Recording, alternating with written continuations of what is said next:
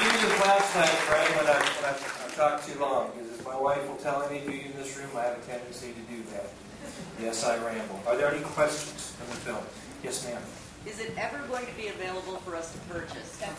I sure hope so. We're working on that even as we speak. And spent the last 9 months trying to get the film into theaters. And guess we'll have to do it ourselves. Wow. Yes, sir. Are you familiar with the Liberty Film? Yes, I am. Actually, they're sponsoring a screening of this movie at the end of the month back in Hollywood. Somebody asked me a question while we were all breaking why we didn't premiere this movie at the Sundance Film Festival. That was our plan. I had previously been involved with 2 pictures that made their premieres at the Sundance Film Festival. Instead of us, they picked a movie called Zoo, which was a documentary about a fella who had sex with his horse and then died of his internal injuries. And that's pretty much what my wife and I face in Hollywood. Not after people see the movie, but before they see the movie. You know, we went to make this movie, like, why do y'all want to make a movie about a bunch of bush-loving racists shooting Mexicans out on the border? And I thought, I didn't know, so I went out there with cameras. I didn't see that. It might have made for a more exciting movie, but that's the attitude we face back home in California from a lot of people. So to answer the rest of your question, so we have been going to film festivals, and it's kind of been either we don't get selected or we get sold out and get awards. We won Best Documentary at the Livermore Festival, which is right outside San Francisco, not the most conservative place in the country. So I think that speaks that this film plays to Americans as a whole. It's not about right, it's not about left, it's not about Democrat, Republican. This is what's happening to Americans in America, across the board. Narco-terrorists aren't asking you what your political affiliation is or any of that stuff when they're coming across. They're hurting everybody. They're hurting Americans, they're hurting Mexicans. It's bad news down there. And we got a Bronze Remmy Award at the Houston Film Festival, so that's good. So we'll see what the future brings us. Yes, sir, up there in the nosebleeds. Yes, sir. Thank you for a great movie. I was wondering, in the movie you said it costs about $1,500 a person to get basically escorted across the border. I find it hard to believe that people that are having a hard time putting 2 cents together are putting $1,500 together. Well, some places it's a lot more, and some places it's a little less. There are places down in California, Arizona, where it's about $1,200. The average is about $15. If you're doing some Chinese nationals or for some Arabic states, it's $50,000 to $75,000. And what I found out making this movie is what'll happen is it'll start, say, in New York City. Someone needs 3 or 4 guys to work in their restaurant from China. They go to the cartels. The cartels have people. It's a huge worldwide syndicate. I mean, this is the money country to come to. So they'll say, I need 4 guys from China, and it's actually the business will put the money up to get them here. And what they'll do is the cartels will bring them over, and then they'll have them at these safe houses, these stash houses. And they'll hold them there until they get their first, whether they're getting paid all at once or whether they're going to make deposits and make payments. But that's how it happens. The same thing with a lot of the Mexican fellows coming across. They put these people in the most unbelievably wretched, inhumane conditions that you can imagine. We had a part of the movie we cut out when we were running along about going into a stash house. There's a single wide trailer in the middle of the desert. And people were sleeping in human feces. And the smell was so bad that myself and the crew guys were almost throwing up there. We had to get out because it was overpoweringly bad. And what they do is the cartels will hold these people in 100 and some degree weather and keep them there until people will bring them payment from the American side.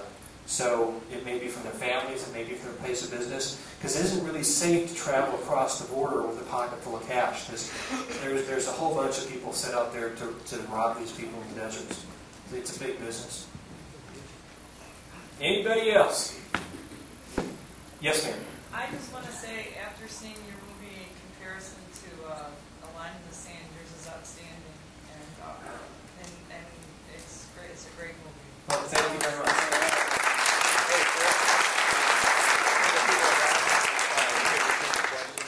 Could I repeat the question? Excellent point. Thank you. Anyone else? And I know there's probably some other speakers. Yes?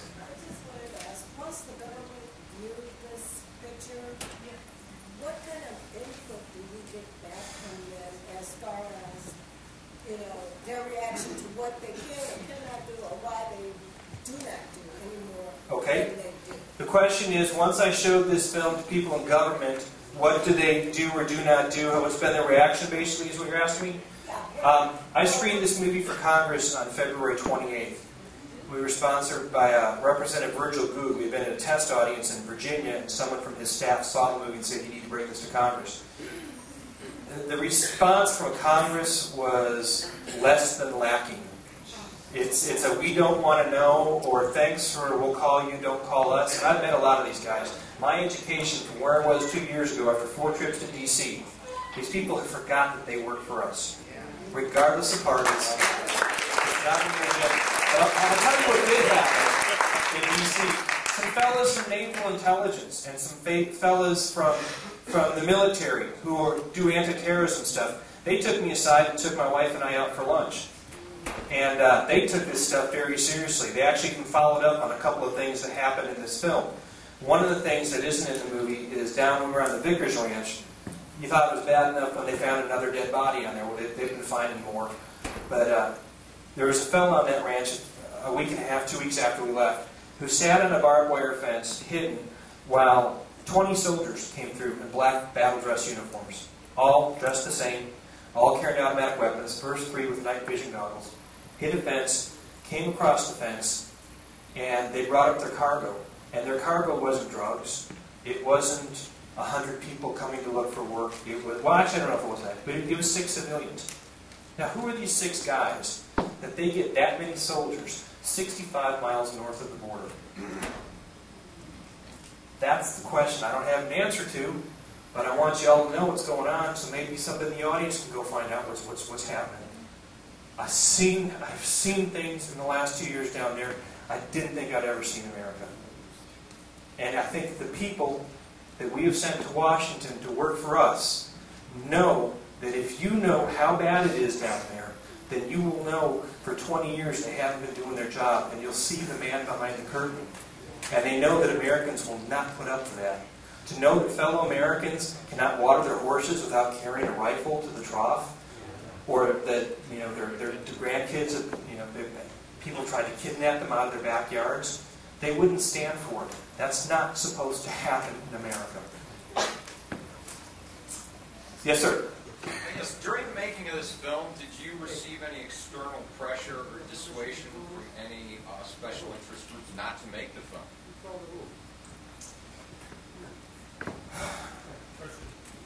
Well, how about when a bunch of people try to hit you with their signs and stop you from taking pictures of demonstrations? That may be one. I got a lot of pressure after I finished the movie to re-edit it. Conservative groups that wanted me to take out the quote about Mr. Bush, and liberal groups that say that the movie is a commercial for the Minutemen organization. I get it from both sides. I pretty evenly. At first I got more from the liberal side. Now I get it from both sides. But fortunately, most people that see the film, it resonates with them on a nonpartisan type place somewhere in their body.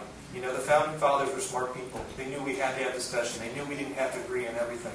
But there are some things that unite us as Americans, and I think the suffering that's going on the southern border is one of those things. Yes, ma'am? There's nothing wrong with pumping up the Minutemen. How else would the word get out there if it wasn't for them? I hear you.